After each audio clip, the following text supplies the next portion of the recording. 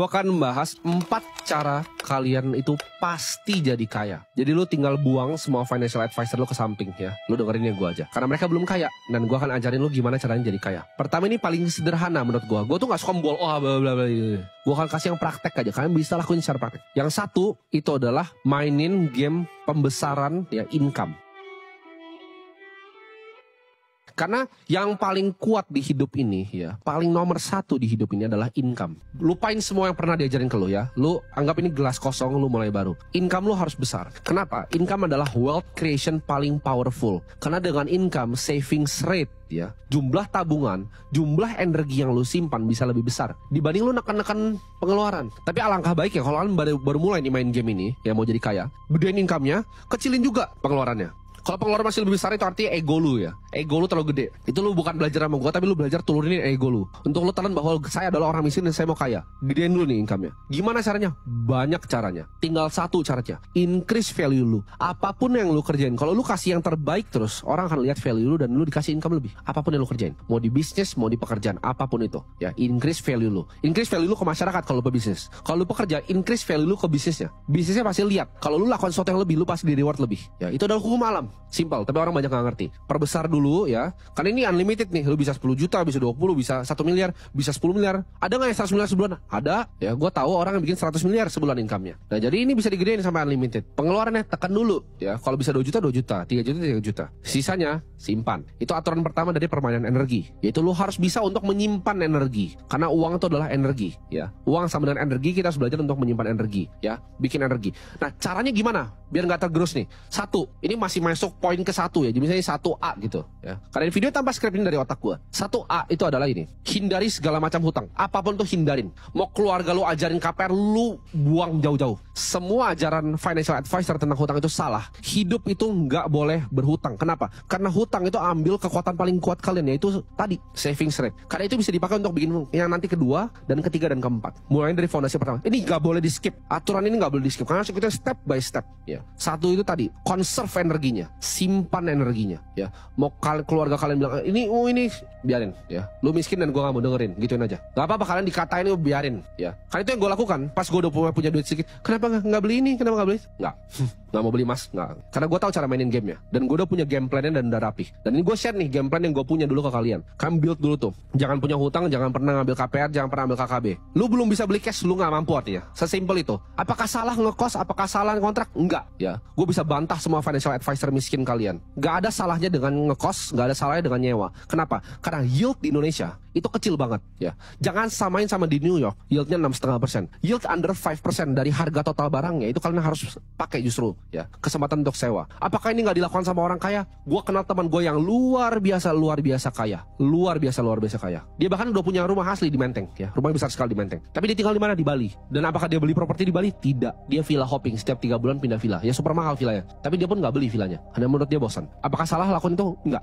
ya. Jadi nggak ada salahnya dengan ngekos. Lebih baik kalian ngekos, kalian telan ego ya, mau dikatain teman kalian, nggak usah, biarin aja. Dibanding kalian udah terlanjur masuk cicilan, kalian masuk ke perangkap hutang yang kalian nggak bisa keluar selama 20 tahun. Itu ngegrogotin saving rate ya. Energi lu kasih ke bank, lu lemparin ke bank. 5 tahun pertama lu bayarin cicilan, energi lu hilang. Jangan pernah hilangin energinya. Di conserve. Sewa itu bukan buang-buang duit. Nah, yang pertama itu dulu. Itu udah kuat, udah pakem ya, lu udah save uangnya. Next step ya. Next step ada bikin fondasi.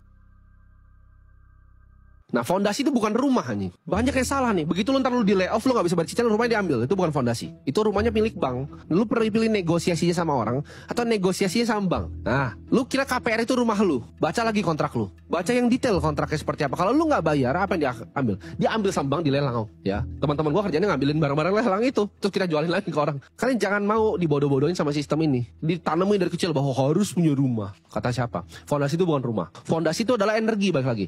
Nah, energi itu formatnya bisa berubah ke mobil, bisa berubah ke rumah. Tapi kalau lu rubah ke rumah, di saat lu butuh energinya, lu mesti mortgage balik kan, lu tarik lagi, itu cicil lagi, keluar. Itu nggak bagus. Atau lu jual pun pasti turun value properti lu, ya percaya nggak? Apalagi lu yang beli rumah 1 miliar, 2 miliar, pasti turun. Bayar biaya agent lagi 2%, pajak segala macam, turun. Ya, energi itu harus liquid. Jadi gimana caranya kita lakukan itu? Nah, ini kalian bisa lakukan dengan berbagai macam cara. Bisa bahkan cuma sesimpel stay cash. banyak ngajarin, dana darurat ya kan 3 bulan. Enggak ya. Yang kalian perlu lakukan adalah kalian bikin fondasi yang luar biasa panjang. Bisa 2 tahun, bisa 3 tahun, bisa 5 tahun dibanding beli rumah. Punya fondasi ini ya. Jadi belajar untuk save energi, conserve energi, ya, energinya lalu disisihin ke dalam fondasi ini. Ini baru rumah asli lu, rumah finansial lu di atas. Ya, lu begitu udah punya bantalan, misalnya lu punya uang 1 miliar sebagai bantalan, itu enak kan rasanya. Lu mau ngapa-ngapain enak rasanya, udah gampang. Ya, ini terserah. Lu mau taruh di surat hutang dimanapun terserah. Itu preferensi lu. Gua nggak akan kasih saran lu misalnya mau masuk money market atau mana, itu terserah lu. Stay cash juga boleh. Tapi lu punya fondasi yang luar biasa kuat yang nggak bisa digoyahkan.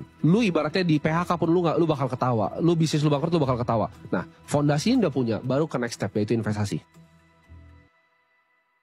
Orang suka skip step kedua ini ya. Dari 1 dia nggak ngerti cara cari income, dia ngutang KPR, dia hilangin saving rate-nya, energinya dibuang-buang ke bank, dia nyampe sini, dia langsung lompat tuh. Udah energi dibuang ke bank, dia langsung lompat ke yang nomor 3. Itu mampus langsung lu. Langsung mampus. Lu udah KPR, lu langsung investasi, itu mampus langsung. Lu pasti akan berantakan. 1 drawdown dari market, hidup lu berantakan. Jadi lu bikin dulu fondasi yang luar biasa kuat ini, baru lu lompat ke yang nomor 3.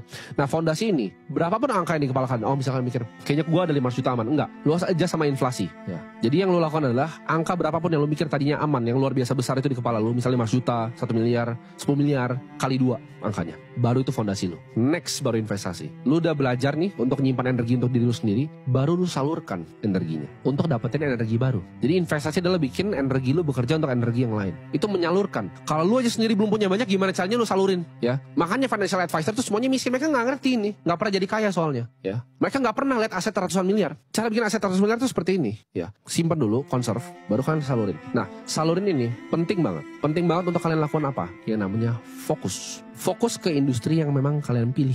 Maksudnya apa? Sebelum kalian belajar untuk nyalurin, kalian pilih dulu kira-kira yang kalian tuh lebih natural kemana. Misalnya ke saham, ke properti, ke kripto, kemana. Kalau gue pribadi gue pilih kripto. Tapi kalian pilih satu bidang yang kalian akan dalamin seumur hidup kalian. Dan kalian master benar-benar bidangnya. Kalian salurin semuanya di satu bidang. Jadi ini agak sedikit kontroversial dan berbeda dengan yang diajarin financial advisor. Kita nggak perlu diversifikasi. Kenapa? Karena kita menyalurkan energi. Kita cari yang terbaik untuk bikin uang kita double. Karena kita udah punya fondasi tadi di tengah. Ya. Step ketiganya berinvestasi atau menyalurkan energi. Step 4 adalah kita fokus dalam menyalurkan energi. Ya, belajar simpan energi, belajar bikin fondasi kokoh tentang energi, belajar menyalurkan energi, dan belajar gimana cara menyalurkan energinya. Itu 4 step ya, itu udah pasti jadi kaya. Jadi mau yang investasi ini naik turun kiri kanan jungkir balik, kalian nggak peduli. Kalian bisa ambil drawdown 50% karena kalian punya fondasi yang sangat kokoh, yang bisa biayain hidup kalian kapanpun. Ini akan otak kalian akan berbeda nanti. Begitu kalian nyalurin jadi gampang. Nah, ini gamenya konglomerat. Mereka selalu punya reserve. Ya, mereka selalu punya reserve. Nah, begitu kalian masuk ke game yang terakhir, nah kalian tinggal pilih. Kalian mau masuk di game yang mana dan fokus, jangan diversifikasi ya. Resiko lu udah di offset sama yang fondasi. Lu nggak perlu diversifikasi di investasi. Selalu konsentrasi, hajar 1 atau 2 aset. Lu lihat nih misalnya lu orang properti. Oke, ini mall ini under value, hantem langsung hajar beli mall gitu ya. Nggak perlu beli rumah-rumah kecil-kecil kos-kosan banyak, nggak perlu. Itu game orang nggak punya duit. Lu lihat gedung murah hantem langsung ya. Lu lihat saham nih ya, udah pada kayak supermarket 12 gitu karena mau diversifikasi risiko. Apa yang lu mau diversifikasi? Lu nggak pernah bisa miskin, lu udah punya fondasi, nggak perlu nyalurin itu, hajar aja 1. Oke, lu lihat nih potensi misalnya market syariah di Indonesia akan besar gitu. Bank syariah nggak ada yang besar di Indonesia, hajar langsung tembak 1 gitu. Oh, kripto nih, daripada gue pusing-pusing cari-cari, ada Bitcoin 1 yang naiknya kemana-mana, hajar 1 gitu. Itu baru ntar eksponensial duit kalian. Fondasi tetap aman, lu makan dari bunga setiap bulan, lalu ini terbang, udah itu lu jadi triliuner, jadi kaya, ratusan miliar, triliuner. Jaminan itu. Simpel kan stepnya, nggak perlu ribet-ribet. 1 itu adalah conserve energi, 2 build fondasi energi, 3 belajar salurin energi, 4 fokus dalam salurin energi.